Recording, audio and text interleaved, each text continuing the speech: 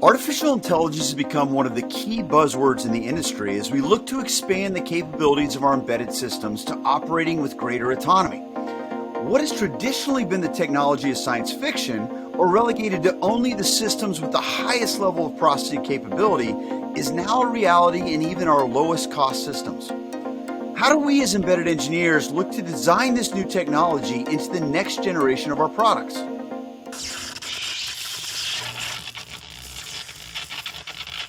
I think some of my earliest memories and wanting to get into the technology field and study engineering really stem from, the fantasies and movies that I watched as a kid of seeing intelligent robots and systems permeate the entire world around us. The idea of being able to create something someday that was intelligent and could see the environment that it was in and react to that environment was a really exciting possibility for me. But honestly, I think for years was something I wasn't sure I'd really see in my lifetime.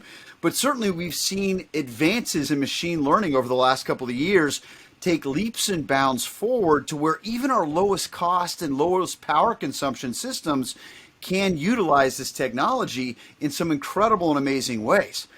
But the question I often get when I'm talking with other engineers, particularly hardware engineers, is it really feasible for me to take something that really is very software intensive or is seen as very, very software intensive and put it into an embedded system for me as a hardware engineer who maybe isn't the greatest when it comes to everything software? And I think the reality of that is yes. Today, that is very, very possible for us as hardware engineers, and it's something that I'm seeing more and more in many, many different designs and applications. Today, I have the privilege of speaking with Markus Mayr, who's the product marketing manager of MCUs and MPUs at STMicro, and is someone that has spent a tremendous amount of time with this emerging technology. Markus, thanks so much for joining me on The Current today. Thanks, Todd, for having me.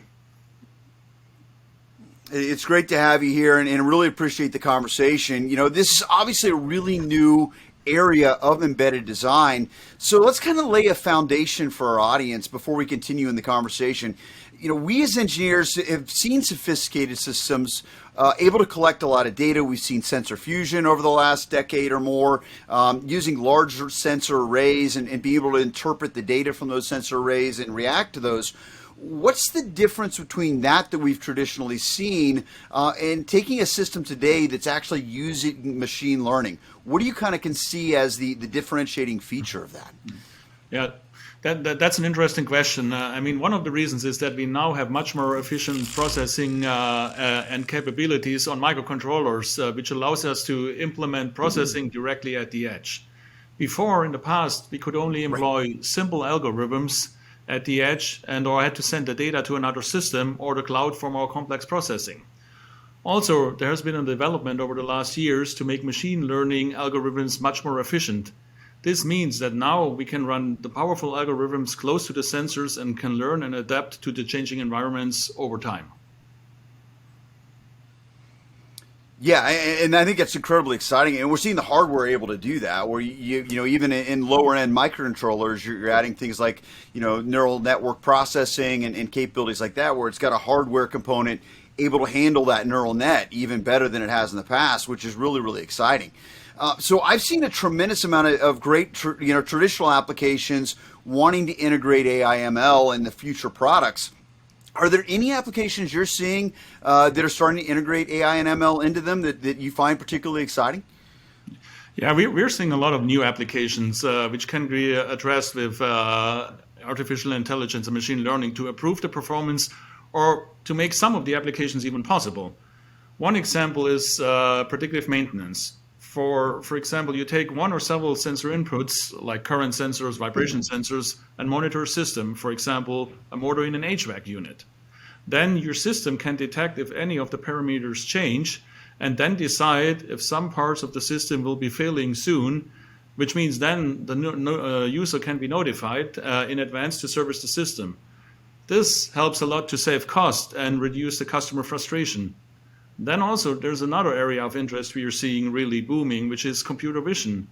For example, maybe some of you have security cameras at home, and then they tell you, oh, this is a cat, this is a human, and this is all capabilities which can be added thanks to AI capabilities directly at the edge. So then that means that your alarm system is only triggered if it detects that there is really a threat and not just your cat, your neighbor's cat walking through your driveway. Yeah, I think it's really exciting. And one of the things that we worked with ST on at Future Electronics is developing our Compagno board, which took the STM32L4 microcontroller and one of the Nucleo boards, and we add a ton of sensors onto that to be able to do that predictive maintenance type of application. And it's something that we've done. And we've also shown that, to your point on smart vision and machine vision, we've taken just a thermal camera and being able to play, rock, paper, scissors, just using a thermal camera against the system. So it's amazing how easy you can do that, even on a fairly low-end microcontroller with low cost and really have a lot of capabilities, which is really, really exciting. We've certainly seen, as we've developed those systems, we've seen ST and a lot of your peers investing in tools to make machine learning easier to design for your customer engineers in their hardware platforms. ST has NanoEdge that you've developed for this. Can you talk to me a little bit about that environment and how an engineer uses that in their designs? Yeah, so NanoEdge AI Studio is a great tool to create machine learning implementations without a deep knowledge in AI or data science. It allows you to for efficient implementations of ML at the edge, and you have even the ability to learn directly on the microcontroller, not a gateway or the cloud. So you're completely autonomous. You don't need a cloud connection or internet connection. With NanoEdge AI Studio, you qualify your problem with very simple steps. You specify the data inputs, define how much RAM and flash you wish to allocate to your machine learning pipeline, and then NanoEdge AI will allow you to find the best solution within that footprint. It checks a wide range of predefined and optimized algorithms, and it will provide the information about performance and accuracy. Then the user can select and test the best algorithm for the problem. This approach even allows you to have learning directly on the chip. Yeah, it's incredible to use. It's the environment makes things so very easy. When we're doing kinds of applications to detect certain vibration patterns, just the programming. Once you have the data, you can take your system, detect a tap and just tap it over and over again. Go into the studio and just being able to mark, okay, that's a tap, that's a tap, that's a tap, and see the system get more and more intelligent. And then I think the most impressive thing to me was thinking, okay, well, that's going to take a lot of memory in my microcontroller to be able to program all that in there. The footprint, the memory footprint that's required just to have something trained for a couple of different sensors for a lot of different cases, it remains pretty small in a lot of cases, just a few kilobytes in some cases, which really, really is impressive.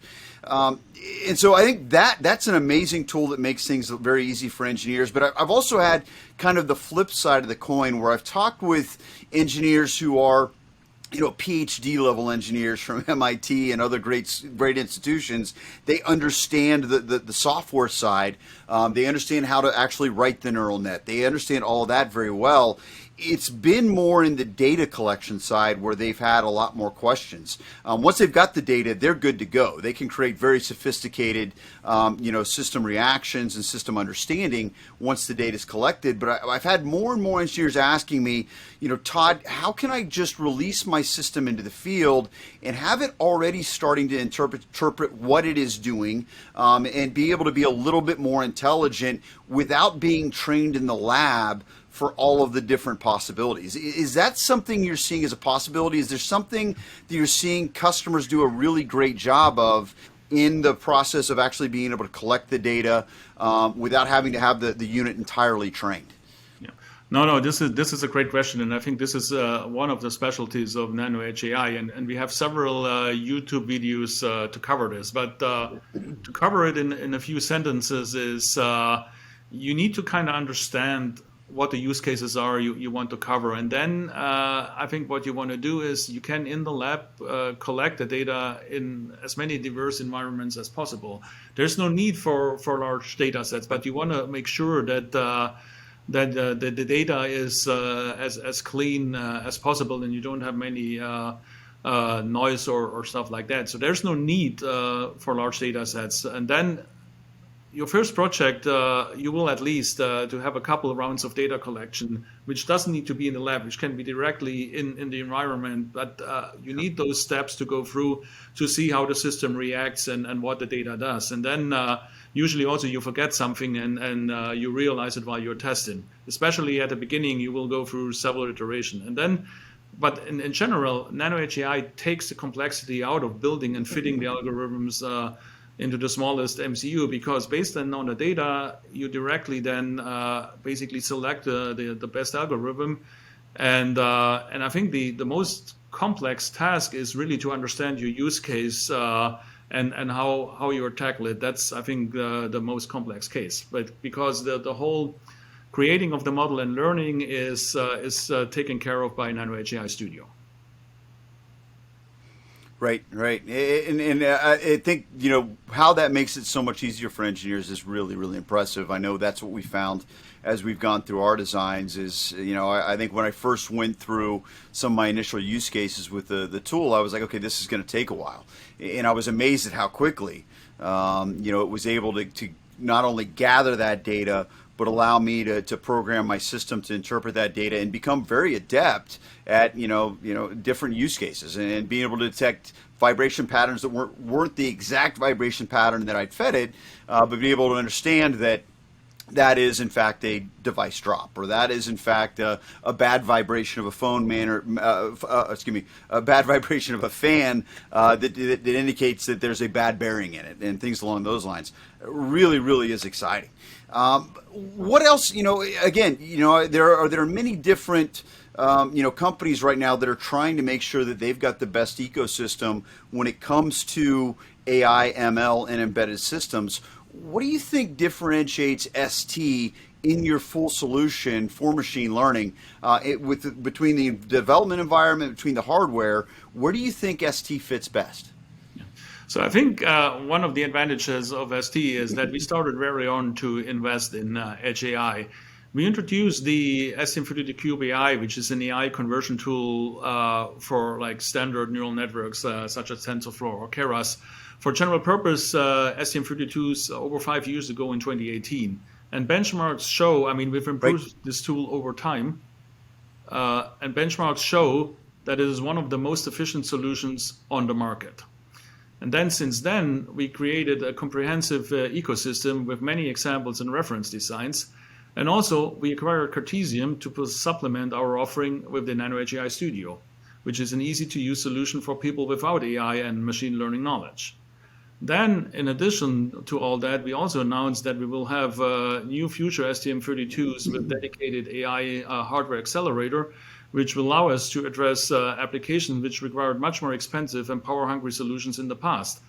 So I believe ST has one of the most comprehensive offerings for Edge AI and machine learning in the market.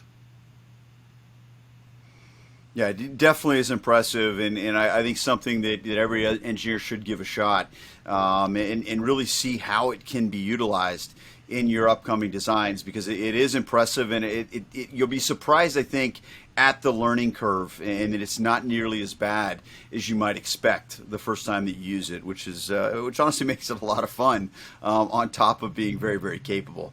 Markus, thanks so much for taking the time to discuss machine learning and ST's solution for that today on The Current. Really, really appreciate it, and I'm incredibly excited about the potential of where this technology is going to go over the next couple of years, and certainly over the next decade, where we're going to see it pop up. Thanks also to our viewers for joining us today at Future Electronics and The Current. If you have any questions about your AI or ML applications or any embedded design that you might be working on, we would love to sit down and talk with you. Please feel free to reach out to us at Shaping the Future, again, Shaping the Future, one word, at futureelectronics.com. We would be happy to take your questions, get you in touch with experts like Markus or other suppliers of ours or our own engineers to sit down and assist you in any way that we can with your design. Thanks again so much for joining us on The Current, and we look forward to seeing you next time. Thank you, Todd.